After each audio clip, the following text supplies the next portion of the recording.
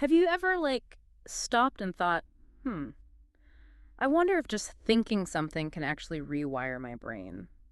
It's a fascinating concept, isn't it? Yeah, it's kind of wild when you really think about it. Like, what if our minds could actually heal our bodies, without needing any medicine or anything? That's the kind of territory we're exploring today, the incredible power of thoughts. All right, let's dive in. Mm. So, we've got to start with the basics, right? Like, what's actually going on in our brains when we think? Well, the key here is neuroplasticity. Neuroplasticity. Okay, so that's more than just a fancy science word. Oh yeah, much more. It's basically the brain's ability to constantly reshape itself based on our experiences, our thoughts, even our behaviors. So, it's like our brains are always under construction. Exactly. Imagine learning a new skill, like playing an instrument. With every practice session, you're strengthening specific neural pathways. Your brain is literally changing its physical structure. Wow. So even my clumsy attempts at playing the guitar are actually making a difference. Absolutely. Every thought, every action shapes your brain in some way. Okay, but that makes you wonder about all the not so positive thoughts we have. Like, do those shape our brains too? Unfortunately, yes. That's where the negativity bias comes in. Negativity bias. What's that? It's this tendency our brains have to focus on negative information more than positive information. So that's why one bad comment can totally ruin my day, even if I get a bunch of good ones. It's like Velcro for negative experiences and Teflon for positive ones. Ugh, that doesn't sound good. Is there anything we can do about this negativity bias? Absolutely. We're not powerless against it. One effective strategy is cognitive reframing. Cognitive reframing. That sounds kind of intense. It's really about consciously challenging those negative thoughts and replacing them with more balanced or positive ones. So instead of dwelling on a mistake I made at work, I should try to focus on what I learned from it. Exactly. Turn that "I messed up" into an "I'm learning and growing" moment. I like that. So we've got neuroplasticity working all the time and this negativity bias we need to keep in check. What else can we do to kind of nudge our brains in a more positive direction? Well, mindfulness meditation is a fantastic tool. Oh yeah, I've heard good things about meditation. But does it really change our brains? Studies have shown that even short meditation sessions can physically alter the brain-boosting gray matter in areas responsible for memory, empathy, and stress regulation. Hold on, so it's not just about feeling zen, it's an actual physical transformation. Exactly. Think about this. Research has shown that just 10 minutes of mindfulness can reduce activity in the amygdala, the brain's stress center. Wow, 10 minutes to a calmer brain. I could definitely get on board with that. It's a powerful practice that can have a significant impact on our mental and emotional well-being. It seems like our minds have a much bigger impact on our bodies than we realize. Speaking of which, let's talk about the placebo effect. That's like the brain tricking the body into healing itself, right? The placebo effect is a fascinating example of the mind-body connection. You see cases where people experience genuine relief from taking sugar pills they believe to be medicine. Wait, so you're telling me that if I truly believe something will work, my body might actually respond accordingly? It highlights just how powerful our expectations can be, both conscious and unconscious. Our beliefs can trigger real biological responses. That's both amazing and kind of scary at the same time. Like Yeah. we have this hidden power within us. Positive expectations can lead to all sorts of amazing things like pain relief, strengthened immunity, and even improvements in various conditions. It's like our brains have this untapped pharmacy that we can access through our beliefs. Okay, now I'm curious about visualization. I know athletes use it to improve their performance, but how does visualizing something actually work in the brain? Visualization is powerful because it taps into the brain's ability to simulate reality. When you vividly imagine yourself performing an action, your brain activates many of the same regions as if you were actually doing it.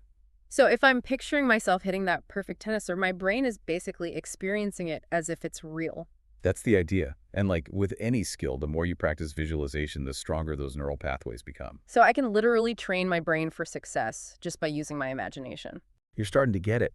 Seems like we keep coming back to this idea that our thoughts aren't just passive things. They actually have the power to create real changes in our brains and bodies. But it's like we're finally starting to understand the true potential of our minds. Exactly. And one of the most powerful tools we have in this journey of self-discovery is gratitude. Gratitude. You mean like being thankful for what we have? Yes, gratitude has been shown to increase levels of dopamine and serotonin neurotransmitters associated with happiness and well-being. So just by focusing on what we're grateful for, we can actually boost our mood and improve our mental health. Exactly. It's like a simple yet profound way to rewire our brains for greater positivity. Okay, so far we've uncovered some pretty incredible stuff. Our brains are constantly changing through neuroplasticity. We have this negativity bias we need to outsmart. And we have tools like meditation, the placebo effect, visualization, and gratitude at our disposal. It's a lot to take in. But the key takeaway is that we have more control over our minds and therefore our lives than we often realize. Before we go any further, let's take a closer look at this concept of epigenetics. It's the idea that our thoughts and behaviors can actually influence how our genes express themselves. Epigenetics is a relatively new field, but it's showing us that our genes are not our destiny. Wait a minute. You're saying that even though we inherit our genes, we can actually change how they work? To a certain extent, yes. Our lifestyle choices, our environment, and even our thoughts and feelings can impact how our genes function.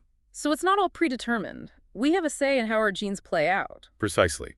For instance, studies have shown that chronic stress can negatively impact genes related to inflammation and longevity, while mindfulness practices can have the opposite effect. So our thoughts and feelings aren't just temporary states. They can have a lasting impact on our biology. It underscores the importance of prioritizing our mental and emotional well-being.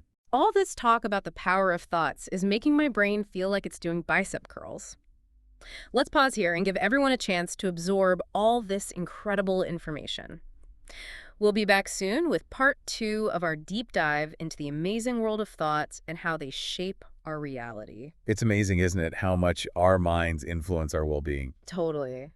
And speaking of things that impact our well-being, I gotta bring up music. You know how much I love music, and I'm always fascinated by how it affects our brains. Music really is unique. It engages so many different areas of the brain all at once. So like when I'm listening to my favorite playlist, it's more than just a fun way to pass the time. It's actually a full-on brain workout. You could say that. You got the emotional centers lighting up, memory regions coming alive, even the motor cortex getting involved. Wow. So it's like a full brain workout. I'm totally on board with that.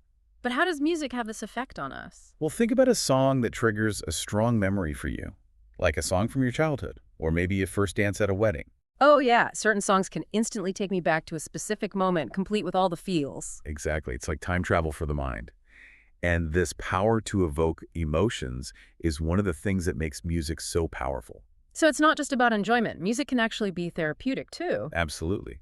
Some therapists use music as a tool to help people cope with all sorts of things like depression, anxiety, even trauma. It's amazing how music can be both fun and healing. So we've been talking a lot about how our thoughts can affect our physical health. But what about the flip side? What happens when we experience physical pain? Can our thoughts influence how we perceive and deal with that pain? That's a great question. And it actually ties back to some of the things we've already discussed, like the placebo effect and visualization. So if I believe a certain treatment will help with my pain, it might actually be more effective, even if it's just a placebo. Right. And techniques like mindfulness and visualization can be really helpful for managing pain, too. It's like we have this inner control panel for pain that we can adjust with our minds. You could say that. It emphasizes the importance of looking at pain holistically, addressing both the physical and the mental aspects. Okay, so our thoughts can actually influence how we experience pain. That's pretty mind-blowing. You know, something else I've always wondered about, how do our brains process real pain versus imagined pain? That's a fascinating area of research. And the interesting thing is that our brains process imagined pain in a very similar way to actual physical pain. The same neural pathways are activated whether you're experiencing a real injury or vividly imagining a painful event. So if I'm replaying a painful memory in my head, it's like my brain is reliving it as if it's happening all over again. Exactly. And that can really take a toll on our mental and emotional well-being. It's like we're inflicting pain on ourselves just by holding on to those negative memories. That's why it's so important to learn how to let go of past hurts and traumas. It's important to acknowledge and process those experiences, but dwelling on them can be detrimental. It's a powerful reminder to focus on the present moment, rather than getting stuck in the past. Okay, we've covered a lot of ground in this deep dive. Maybe we should take a moment to gather our thoughts before we move on to the final part of our exploration. Sounds like a plan. It's always good to pause and reflect on what we've learned. Welcome back. So we've been on quite the journey exploring the amazing power of our thoughts. Yeah, we've uncovered some pretty incredible stuff about how our brains work and how our thoughts can shape our reality. Before we wrap up this deep dive, let's do a quick recap. What were some of the key takeaways? Well, I think one of the biggest things we've learned is that our brains are constantly changing and adapting through this process called neuroplasticity. Right. It's like our brains are always under construction, which is kind of cool when you think about it, Yeah. because it means we're not stuck with the brains we were born with. We can actually shape and mold them through our experiences and our thoughts. Exactly. And speaking of thoughts, we also talked about the negativity bias, the tendency our brains have to focus on negative information more than positive. Yeah, that one's a bit of a bummer. But we also learned some strategies for dealing with it, like savoring positive moments and practicing gratitude. Right. And then there's the mind-blowing placebo effect, where our beliefs can actually trigger real changes in our bodies. That one still kind of freaks me out a little, but it also shows just how powerful our minds can be. And we can't forget about visualization. The idea that just by imagining ourselves doing something, we can activate the same brain regions as if we were actually doing it. It's like mental rehearsal for success. And speaking of success, we talked about how gratitude can actually boost our mood and improve our mental health. It's all about recognizing and appreciating the good things in our lives, Yeah. even the small things. This deep dive has been a real eye-opener. It's given me a whole new perspective on the power of thoughts. Me too. It's Yeah. empowering to know that we have more control over our minds and our lives than we often realize. So as we wrap up this episode, I want to leave our listeners with a question to ponder. What's one small mental shift you can make today to improve your reality? It could be starting a gratitude practice, or maybe incorporating more mindfulness into your day. Or simply making a conscious effort to focus on the positive instead of dwelling on the negative? There are so many possibilities. And remember, your thoughts are not just fleeting things. They have the power to shape your brain, your body, and your entire life. Choose them wisely. That's it for this episode of The Deep Dive. We hope you enjoyed exploring the incredible power of thoughts with us. And remember, you can always dive deeper into any of these topics.